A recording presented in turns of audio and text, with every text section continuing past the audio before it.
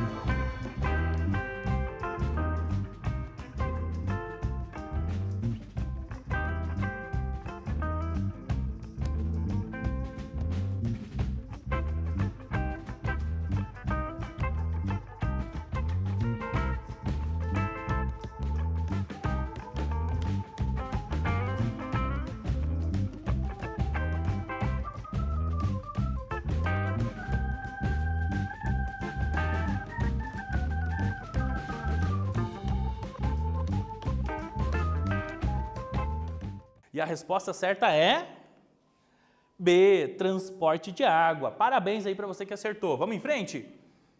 Trabalho, estamos falando sobre trabalho. A gente viu que um dos trabalhos que os escravizados e escravizadas africanos praticavam lá em Paranaguá era o trabalho do transporte de água, mas não somente esse, né? Lavando roupas, não somente esse.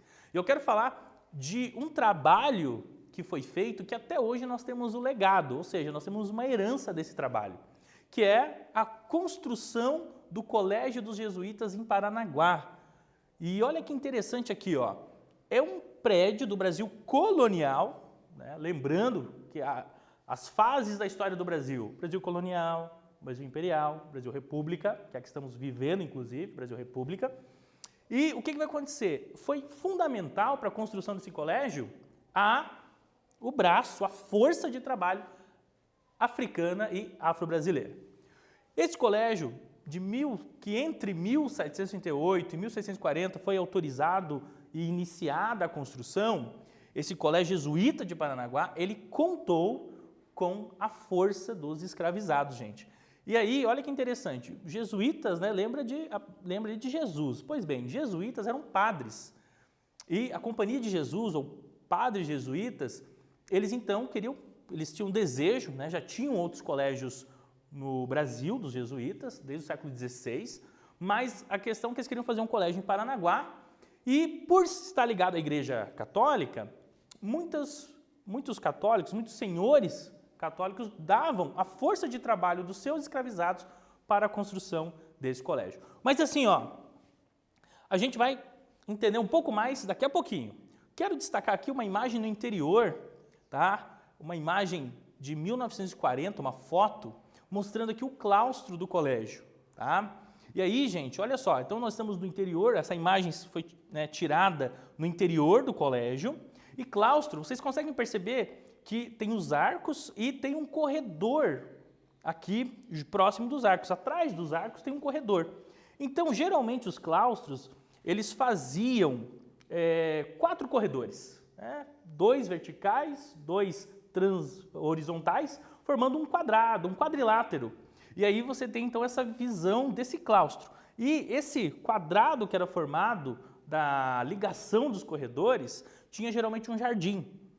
Então a ideia do claustro do colégio era algo da arquitetura da época.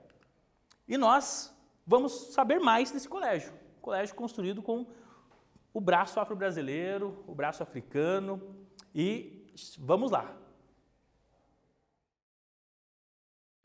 Olá, nós estamos aqui no Museu de Arqueologia e Etnologia de Paranaguá, o Museu da Universidade Federal do Paraná, aqui no nosso estado. Muito bem, quero falar com vocês que onde eu estou nesse prédio aqui, que é o museu, antes de ser um museu, ele foi o quê? Ele foi o Colégio Jesuíta de Paranaguá. Nós estamos aqui em uma construção, gente, do período colonial brasileiro. Pois é, e eu quero destacar com vocês aqui alguns elementos. Olha só, esse colégio, ele começou sua construção por volta de 1740 e a sua conclusão foi lá próximo de 1755. Então veja quanto tempo esse prédio levou para se tornar um colégio. E ele funcionou por 5 anos, quando os padres jesuítas foram expulsos do Brasil. Gente, mas o que eu quero destacar mais ainda com vocês, que está relacionado à nossa aula, o que é? Foi os elementos para essa construção. Então observe aqui esses arcos que vocês conseguem perceber, o tamanho dessas pedras e também como esse prédio, depois de muito tempo, ainda está o quê? Ainda está de pé. Pois bem, para que essa construção ainda esteja de pé, continue assim, foi necessário lá atrás, há mais ou menos 280 anos, o quê? Que escravizados africanos e afro-brasileiros transportassem essas pedras para cá, que eles usassem o quê? Óleo de baleia como argamassa, como liga, para que essas pedras com outros elementos naturais pudessem se fixar, pudessem colar. E também, algumas dessas pedras aqui são pedras sabão, que vieram de outros continentes, por exemplo, da Europa, e nos navios que vinham para o litoral brasileiro. E foi a partir de muito trabalho dos escravizados africanos e afro-brasileiros, com esses materiais.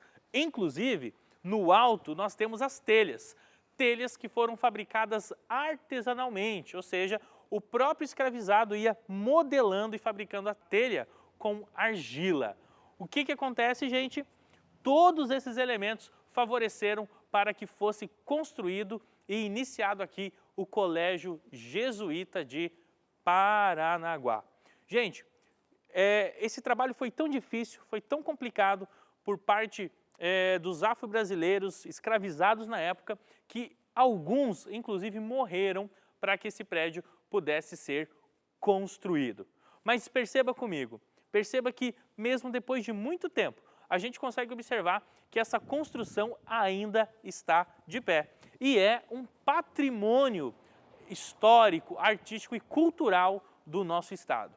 Muito bem, assim, quero falar com vocês que vocês possam imaginar também esses arcos que estão aqui, né? Como eles faziam? Pois bem, eles construíam uma base geralmente de madeira e depois iam colocando as pedras. Depois que essas pedras se encaixavam exatamente, o que acontecia? Eles tiravam essa estrutura de madeira e assim, com os outros elementos, com essa argamassa, vamos dizer assim, de areia e óleo de baleia, então esses arcos eram formados.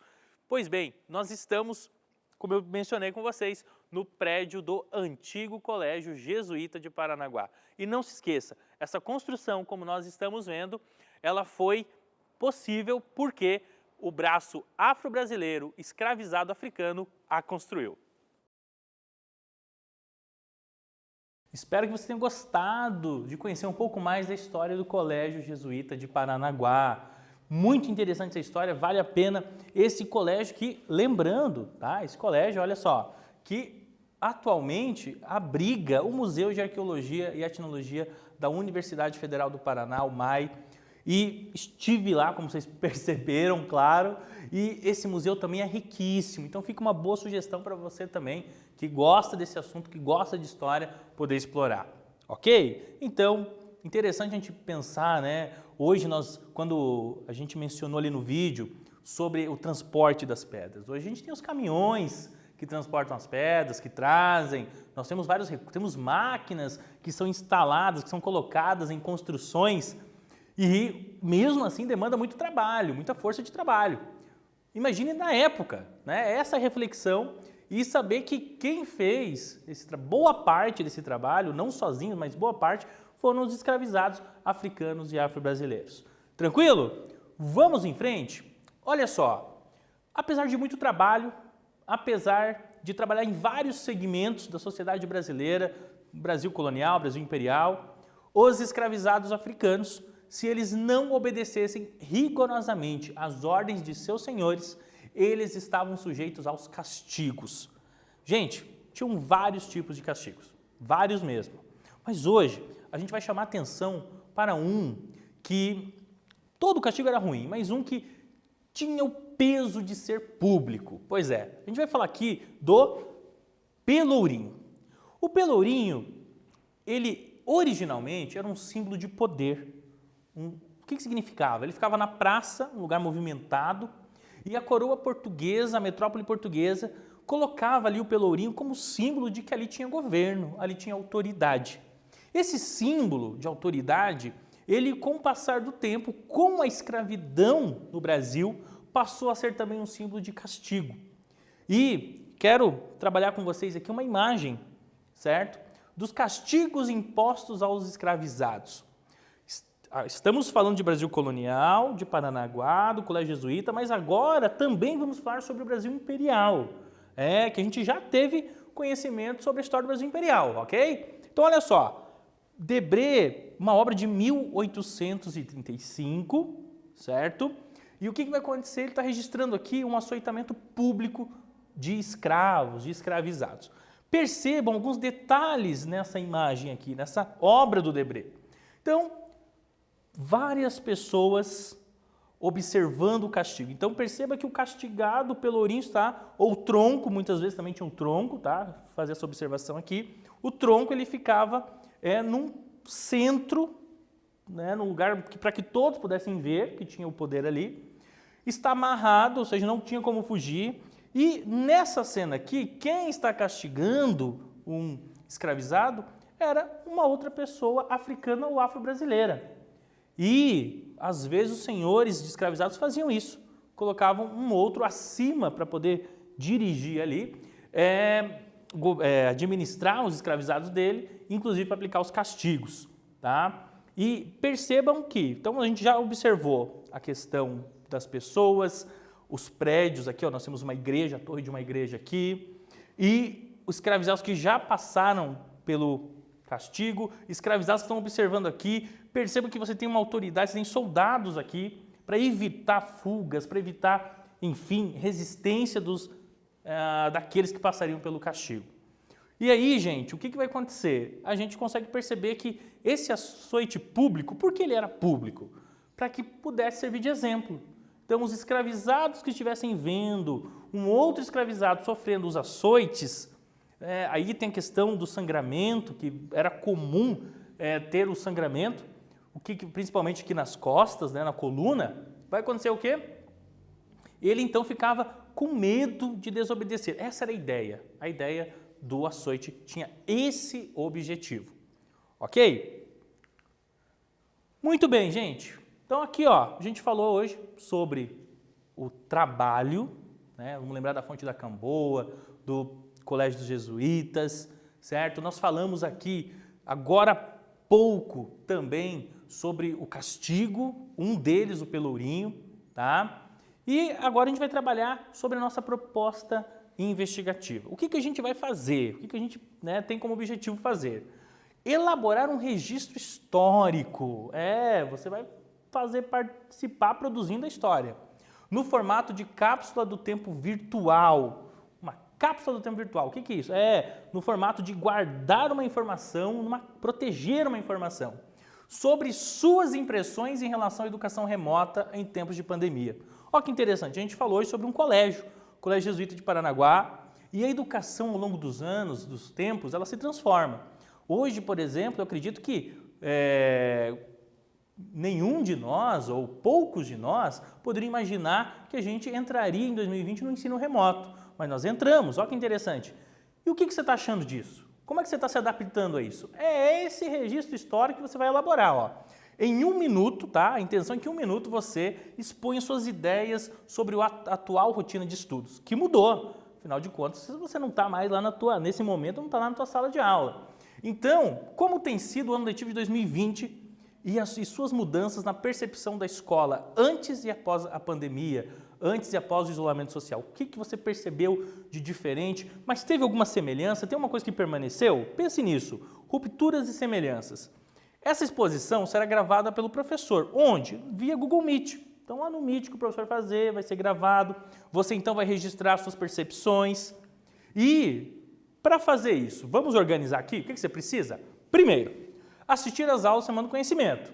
Claro, né? Para ter acesso ao registro de chamada do professor Cleto, que é a nossa fonte, a fonte histórica referente à educação no século XIX. Pensar sobre a educação no formato atual, adaptado por causa da pandemia, e registrar em seu caderno as suas impressões acerca dessa situação. E terceiro, participar da aula via Google Meet para expor suas ideias e seu professor poder gravar o registro da cápsula do tempo. Então, professor Cleto, a gente já teve uma aula sobre ele, mas vamos continuar tendo, hein? Vai ter mais conhecimento sobre ele nessa Semana do Conhecimento. Se não chegou até lá ainda, vai chegar. E depois que você registrou suas percepções sobre a educação, sobre a escola, as mudanças, permanências, como você está se adaptando, você vai compartilhar isso. Olha que legal. Então, vai divulgar uma foto, um print da tela, né, do dia do registro da cápsula do tempo, onde você vai abordar ali junto com o professor via Google Meet. E para você que tem rede social, Face, Insta, coloca o print, coloca a foto lá, até a imagem, e coloca hashtag Semana do Conhecimento e hashtag Aula Paraná História, beleza? E aí também, você que não tem, eu não tenho rede social, professor, como é que eu faço? Vai fazer também, olha só, vai pegar essa imagem e vai enviar essa imagem pelo e-mail, olha só, Semana do Conhecimento, CED, com 2 E's aqui, @escola.pr.gov.br. Então, todo mundo pode participar, hein? Vamos lá? E aí, o que nós aprendemos, o que nós estudamos na aula hoje? Vamos lá, vamos fazer uma reflexão aqui? Então, nós começamos a aula falando sobre o trabalho hoje, quantos trabalhadores têm direito, né, direitos garantidos por lei, de ter segurança, de ter proteção, certo? Depois nós falamos sobre o Colégio Jesuíta de Paranaguá, vimos um pouco desse colégio, falamos sobre o Pelourinho e passamos a proposta, ok? Então, em resumo, gente, é isso aí, ó. Os diversos tipos de trabalho realizados pelos escravizados, homens e mulheres, a construção do Colégio Jesuíta de Paranaguá e também, tá, como eles conviviam com os castigos, certo? A nossa referência. E muito obrigado, gente, pela sua atenção e tem mais aula da Semana do Conhecimento vindo por aí, hein? Te espero lá.